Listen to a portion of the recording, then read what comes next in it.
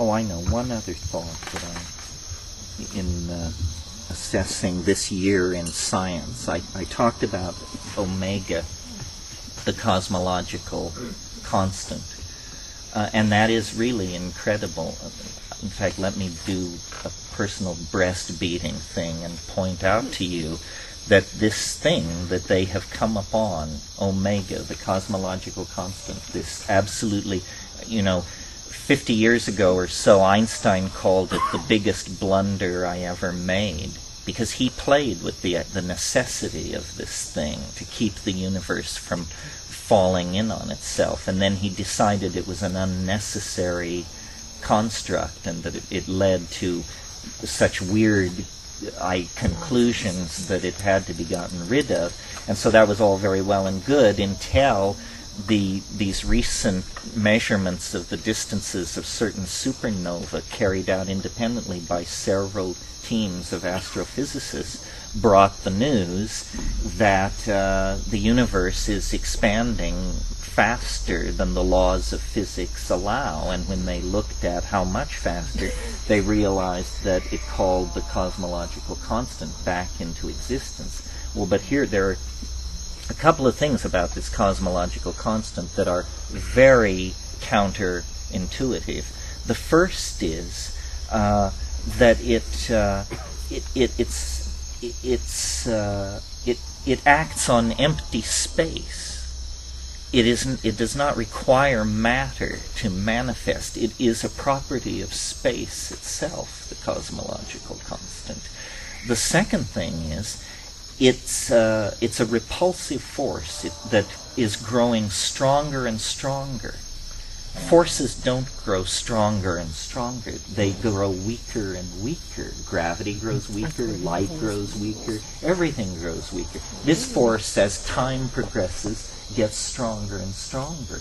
Well, that means when you project it out toward, billions of years into the future, it becomes the dominant force. It overcomes gravity, it overcomes the strong force, the weak force, it overcomes all the forces, it becomes the dominant force.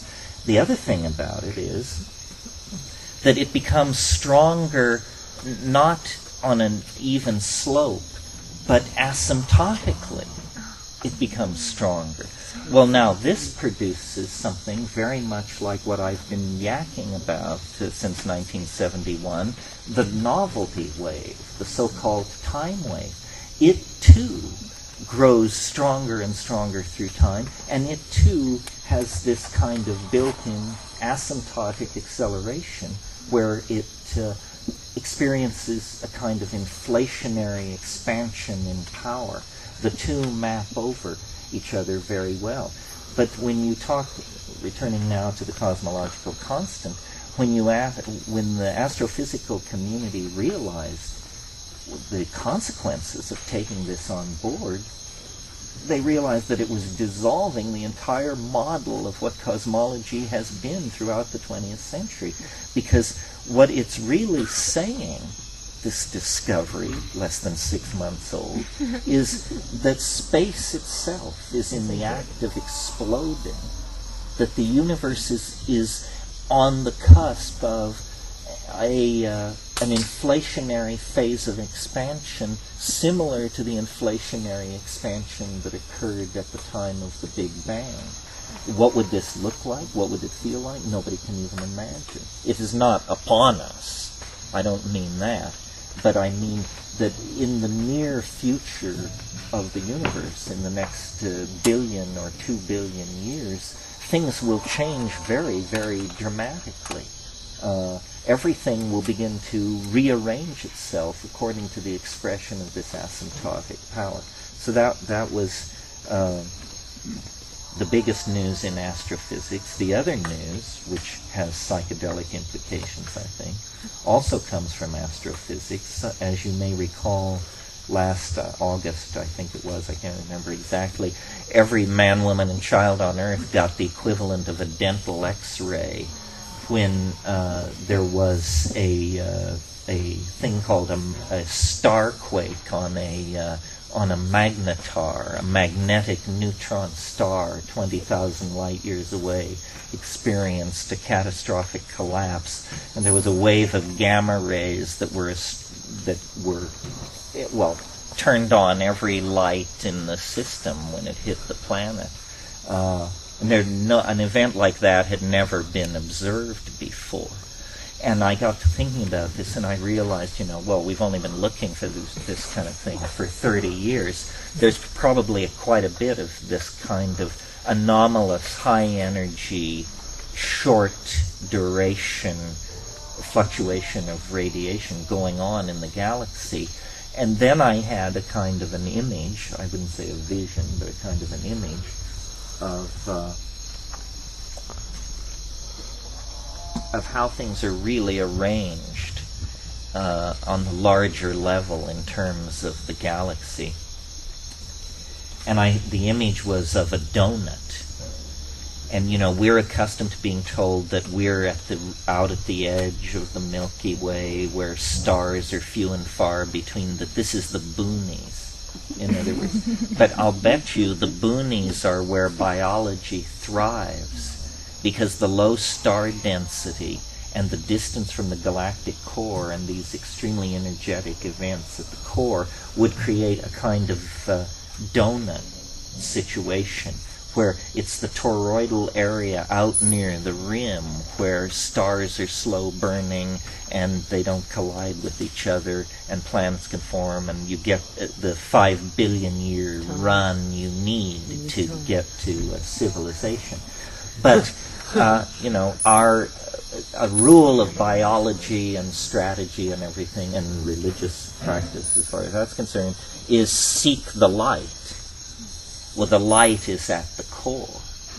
And so then I saw, maybe the true seeking of the light requires biology to go into partnership with something beyond biology, because the environment at the core is so energetic. And I'm not suggesting the actual core, that's beyond contemplation. That's a black hole. No technology imaginable can get even near the event horizon of an object like that. Mm-hmm. But I mean in the vicinity of the galactic core, where the star density is 200 to 300 times greater than it is in our vicinity. Those kinds of environments are so fraught with peril for biology that probably downloading ourselves into machine symbiotes of some sort is the only way to go to those places. In one of Greg Egan's novels, he pictures a human future where this is one option. You can fuse yourself with a starship and set out to check out the neighborhood. Or you can join the Amish and till rye in Pennsylvania. Actually, I think you can't do that because something's happened to the earth. But some Hamish possibility is still available. Well, this is not like the sort of thing the other faculty members will be talking to you about, which is an intense and primarily important download of the homework, the chemistry, the botany, the behavioral impact, the archaeology, the ethnography of these substances. I ask myself all the time, how are we different from other people? Are we morally superior? Are we smarter? Are we richer? Are we kinder to the people we meet? And actually, the longer I look, the less I can tell. There are extraordinary examples of all of these things in and outside of our community, and extraordinary nudniks and jerks inside and outside our community. But we have in our hands tools that I think, if people were correctly presented with them and understood without hype and hysteria and hyperbole what this psychedelic enterprise is about, that we would win them to our cause, because our cause is the human cause, the cause of thinking and communicating and building and bringing into existence new forms of beauty, new possibilities for being. And this can be done without psychedelics, certainly. But with psychedelics, it is accelerated. And it has a feeling not only of immediacy, but of, the only way I can put it is correctness. It isn't the lonely neurotic artist thrashing toward some kind of self-reflection. It's the firm guiding hand of a greater mind, the logos, the earth, I'm not sure, but a greater mind. I mean, true art truly is truly inspired.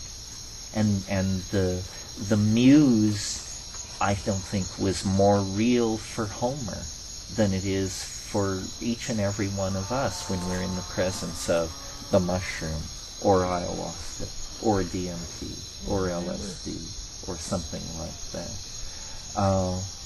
So, I suppose I will go to the grave with life as mysterious to me as I found it when I came to consciousness around 6 or 7. But I think life is, whatever it is, it's an opportunity of some sort. And the things I have been most grateful for were the things that I met at the frontiers of